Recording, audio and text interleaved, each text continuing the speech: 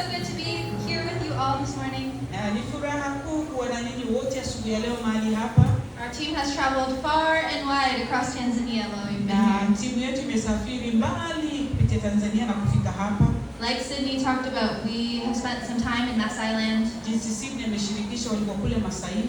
And in America, when you tell somebody you're going to Africa, Kule Marekani ukiambia mtu kwamba unaenda Afrika, they envision mud huts in the middle of nowhere, picha wanayopata ni nyumba za nyasi na udongo pahali porini. to the ends of the earth. Wanafikiri ni kule miisho ya dunia. And so our team, we did some house visits. Kwa hiyo timu yao walitembelea maboma And we were walking and walking and walking. na walikuwa wanatembea na kutembea na kutembea, And then we found a mud hut. na wakakutana na nyumba moja ambayo ni ya udongo na nyasi, And we all crammed into this mud hut. na wote wakaingia katika hiyo nyumba ya udongo. And this lovely woman already knew about Jesus. Na huyu bibi huku ndani alikuwa anamjua Yesu. Our work was done. Kazi yetu ilikuwa imeshakamilika, That was it. na hiyo ndio ilikuwa hivyo tu. Africa is saved. Afrika imeokoka, Time to go home. ni muda wa kurudi nyumbani.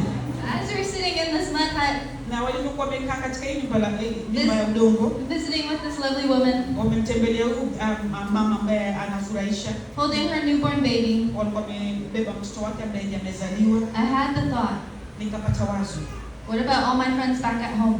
je, ni vipi kuhusu marafiki wangu kule nyumbani?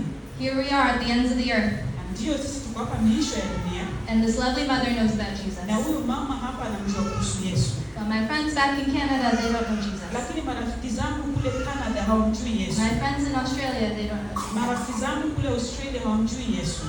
People have already done the work here Watu wamefanya kazi mahali hapa and are continuing to do the work. na bado wanaendelea kufanya kazi, There's still lots of issues, na bado kuna mambo mengi, and God wants to restore that. lakini Mungu atakurejesha hiyo.